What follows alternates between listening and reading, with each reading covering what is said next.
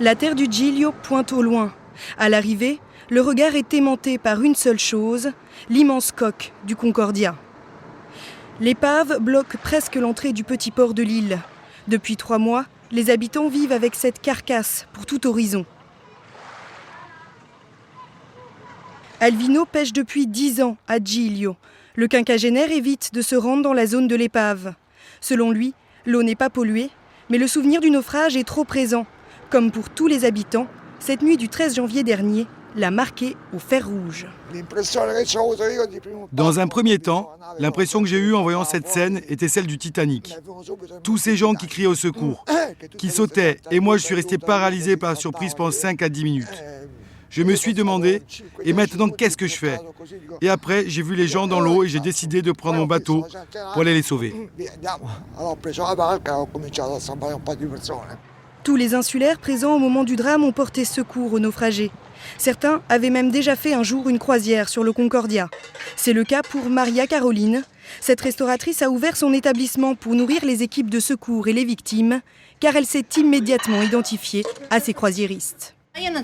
Moi, je ne suis pas énervée. Aujourd'hui, tout ça, c'est du passé. Mais à chaque fois que je la vois, je me dis quel effet elle me fait. Après, l'image me passe, mais le souvenir reste. Quand je suis seule, c'est vrai, j'y repense à cette nuit, à tous ces gens. Mais surtout, je repense à cette foule que nous n'avions jamais vue sur l'île. C'était un véritable drame. 1500 résidents séjournent toute l'année sur l'île. Ce soir-là, un peu plus de 4000 croisiéristes se sont échoués sur la côte de Giglio, 4 fois plus que la population. Pompiers, gardes-côtes, police et marine nationale, 600 professionnels ont participé au secours. Il a fallu évacuer le navire, soigner les blessés, explorer sans relâche l'épave chaque jour et chaque nuit pendant 3 mois. Aujourd'hui, 32 morts sont à déplorer et 2 corps sont toujours bloqués dans la partie immergée du bateau. Nous avons dû briser les vitres à coups de massue et avec des explosifs. Nous nous sommes retrouvés dans un labyrinthe plein d'objets de toutes sortes, des rideaux, de la moquette. La visibilité était nulle. Donc la progression à l'intérieur était non seulement difficile, mais aussi dangereuse. Sans compter que le bateau bougeait et s'enfonçait tout doucement à cause de son poids dans le rocher sur lequel elle était posée.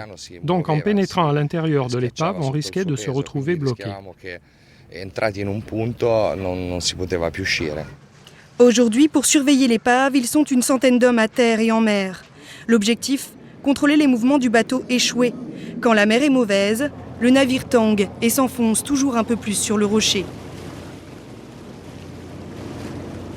La semaine dernière, sur l'île, des experts et des responsables politiques se sont réunis pendant 2 jours pour réfléchir à la sécurité maritime en Europe.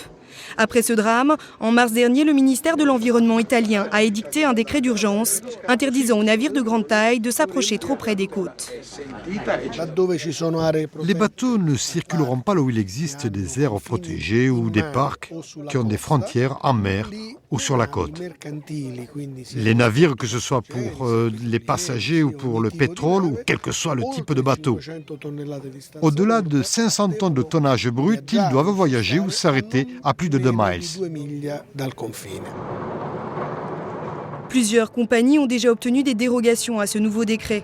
Éviter le gigantisme, renforcer la gestion du trafic et des routes maritimes. Les propositions des politiques sont nombreuses, mais pas toujours suivies en mer. Sergio Ortelli est maire de Giglio depuis 3 ans. Tous les jours, il informe la population et se tient au courant des opérations autour du Concordia.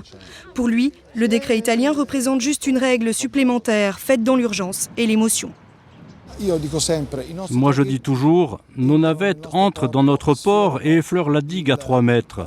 Donc, nous devrions les empêcher eux aussi de s'approcher et de débarquer des personnes. Les navettes font ce lien maritime. Moi je pense qu'il est possible de s'approcher des îles, mais en suivant les critères et les conditions dictées par les codes de la navigation. Ce n'est pas seulement le bon sens qui compte, mais aussi les règles. Les règles existent et on doit les respecter. Cette nuit-là, elles n'ont pas été respectées. Afin d'éviter toute pollution dans la réserve naturelle de l'île de Giglio, le croisiériste aurait retenu un scénario de ce type. Un remorquage au lieu d'un découpage sur place pour un coût de 288 millions d'euros. Le tout se ferait au printemps 2013. La carte postale de Giglio risque d'être entachée encore pendant quelques temps.